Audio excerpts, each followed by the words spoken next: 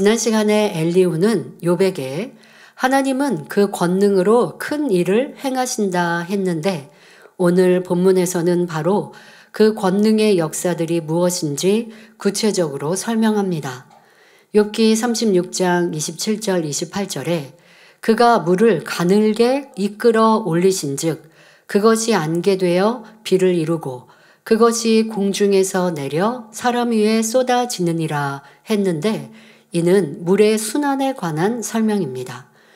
공기 중의 수증기는 일정한 온도에서 물방울로 응결됩니다. 물방울이 모이면 구름이 되고 이 물방울들이 뭉쳐서 땅으로 떨어지는 것이 바로 비입니다. 또 구름 속의 물방울들은 기온이 낮아지면 얼음으로 바뀝니다. 구름에서 이 얼음 입자가 형성되어 내리는 것이 눈 또는 우박이지요. 이로 인해 지구 곳곳에 수분이 골고루 공급되어 산천초목과 모든 생명체가 살아갈 수 있습니다. 비나 눈이 되어 내린 물은 태양열에 의해 수증기가 되어 다시 하늘로 올라가 구름이 됩니다. 하나님께서는 물이 일정 온도가 되면 기체나 액체, 고체로 변하게 하여 순환하게 하셨습니다. 성경을 보면 물의 순환을 알 수 있는 또 다른 기록들이 있습니다.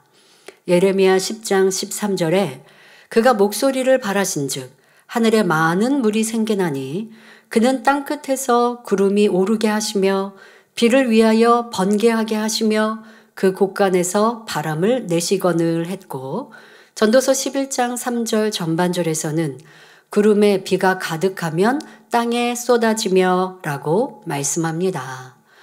사람들은 물의 순환에 관해서 16, 17세기경에 이르러서야 비로소 이해하기 시작했습니다. 그런데 성경은 수천 년 전의 기록인 욥기, 예레미야, 전도서에서 이미 설명하고 있다는 것입니다.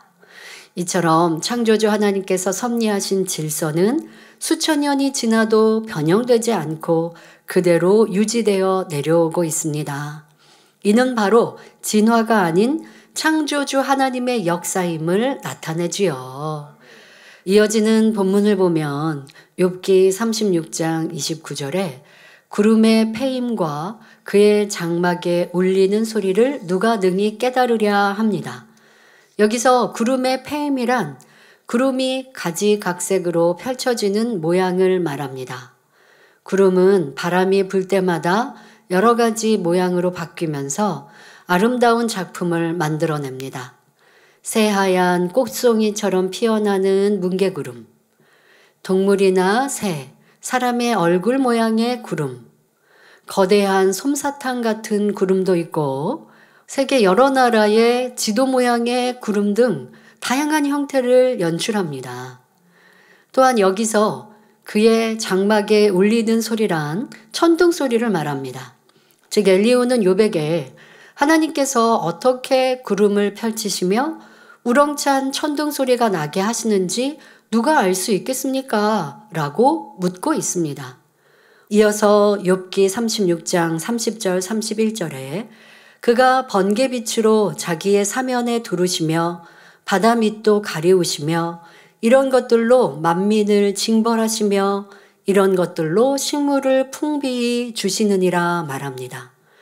그가 번개빛으로 자기의 사면에 두르시며 바다 밑도 가리우신다는 것은 번개의 빛으로 온 세상을 밝게 비추심은 물론 바다 깊은 곳까지도 감싸신다는 말입니다. 물론 실제로 번개의 빛은 물 표면에 닿으면 대부분 반사되고 번개의 에너지가 바닷속 깊은 곳까지 도달하지는 않습니다. 그러나 예레미야 23장 24절에 나 여호와가 말하노라 사람이 내게 보이지 아니하려고 누가 자기를 은밀한 곳에 숨길 수 있겠느냐?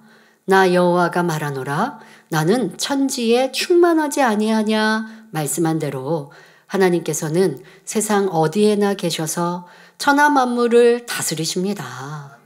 이처럼 큰 권능이 있으심으로 만민의 공의로운 심판자가 되시며 또한 온 천하의 생명체들이 살아갈 수 있도록 풍성한 은혜를 내리시지요. 그러니 엘리후는 이런 것들로 만민을 징벌하시며 이런 것들로 식물을 풍비히 주시느니라 표현하고 있는 것입니다.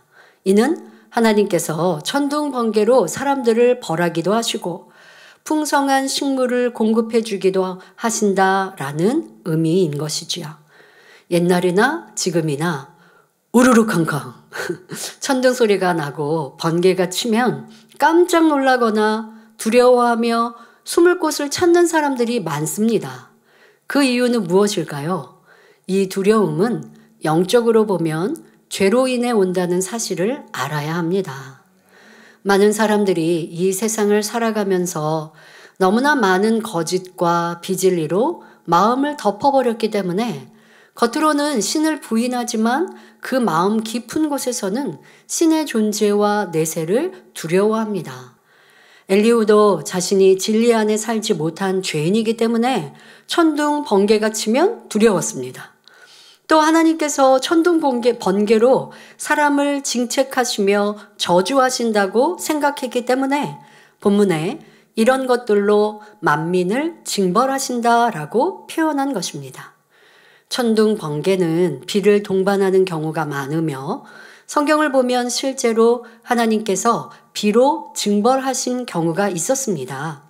노아 시대에 온 세상이 죄악으로 관영하니 하나님께서는 40일간 큰 비를 내리심으로 세상을 홍수로 심판하셨지요. 이처럼 인간에게 징벌을 주는 슬픔의 비가 있는가 하면 산천조목을 자라게 하고 사람에게 생명과 풍요를 가져다 주는 축복의 비도 있습니다. 이어지는 본문을 보면 욥기 36장 32절에 그는 번개빛으로 그 두 손을 싸시고 그것을 명하사 표대를 맞추게 하시나니 말합니다. 사람이 활이나 총으로 어떤 관역을 맞추려고 한다면 손으로 그것들을 그러니까 무기나 이런 걸 들어서 사용합니다. 엘리후는 번개가 칠 때 번쩍거리는 그 빛이 마치 어떤 목표물을 향해 내리꽂히는 것처럼 보였습니다. 만일 어떤 건물이나 사람에게 벼락이 떨어졌다면 그것이 표대가 되는 것이지요. 이는 엘리후가 보기에 하나님이 두 손으로 번개빛을 들어서 그 표대를 향해 내리친 것입니다. 과학이 발달한 오늘날은 번개가 하나의 자연 현상임을 알고 있지만 옛날에는 이를 과학적으로 설명할 수 없었기 때문에 엘리후가 생각하는 것처럼 번개를 하나님의 징벌의 도구로 여기는 경우가 많았습니다. 만일 사람이 벼락에 맞아 죽으면 신이 내린 저주로 여기며 그 사람은 죄를 많이 지었나 보다라고 단정지었죠. 이어서 욥기 36장 33절에 그 울리는 소리가 풍우를 표시하고 육축에게까지 그 올라오는 것을 표시하느니라 했는데 이는 번개가 치고 뇌성이 울리면 폭풍우가 올 것을 우리 사람은 물론 짐승들도 알게 된다는 말입니다.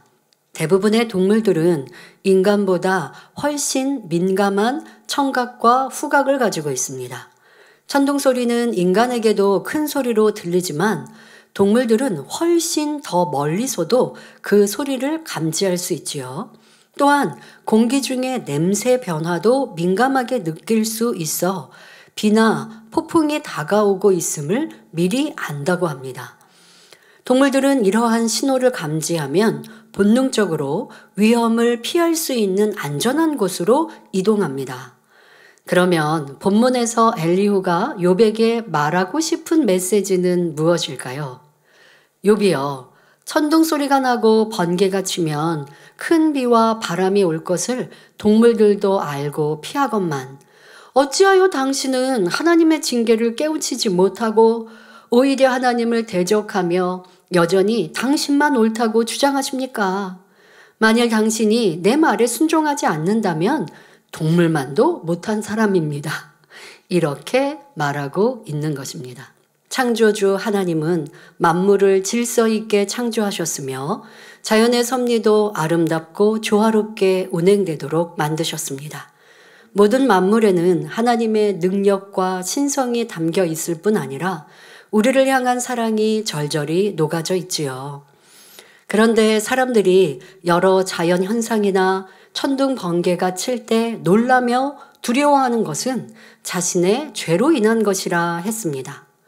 또 하나님을 무서운 한 분으로 오해하고 있기 때문입니다. 성경을 보면 하나님께서 진노하시는 장면이 종종 등장하는데 이 또한 인생들이 죄에서 돌이키기를 원하시는 간절한 사랑에서 비롯된 것임을 알아야 합니다. 우리 하나님은 사랑이시며 상한갈대를 꺾지 아니하며 꺼져가는 심지를 끄지 아니하기를 심판하여 이길 때까지 하시는 분입니다. 그런데 이런 하나님의 인내는 천둥과 번개보다 더 두려운 일이라는 사실도 알아야 합니다. 천둥과 번개는 순간이요, 지나가면 끝이지만 참고 인내하시는 사랑 안에는 반드시 그에 대한 열매가 따르기 때문입니다.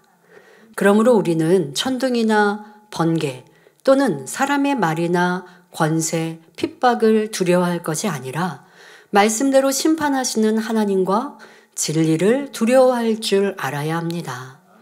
환경이나 사람의 눈치를 보는 비겁자가 아니라 빛이시며 의롭고 선하신 하나님의 말씀을 어겼을 때 두려워해야 한다는 것입니다. 그렇다 하여 하나님을 두려워하며 신앙생활하라는 것은 아닙니다.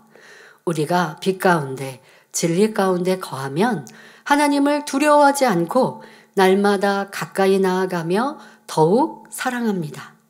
그런 이들은 험한 세상 속에서도 항상 지키시며 보호하시는 하나님을 만날 수 있습니다.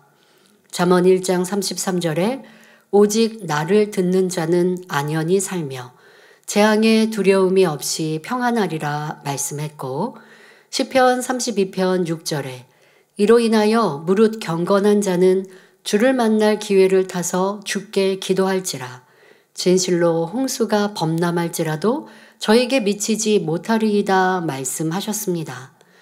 그러므로 항상 하나님의 진리 말씀 안에 살며 깨어 기도함으로 참된 평안과 축복의 삶을 영위하시기를 주님의 이름으로 축원합니다.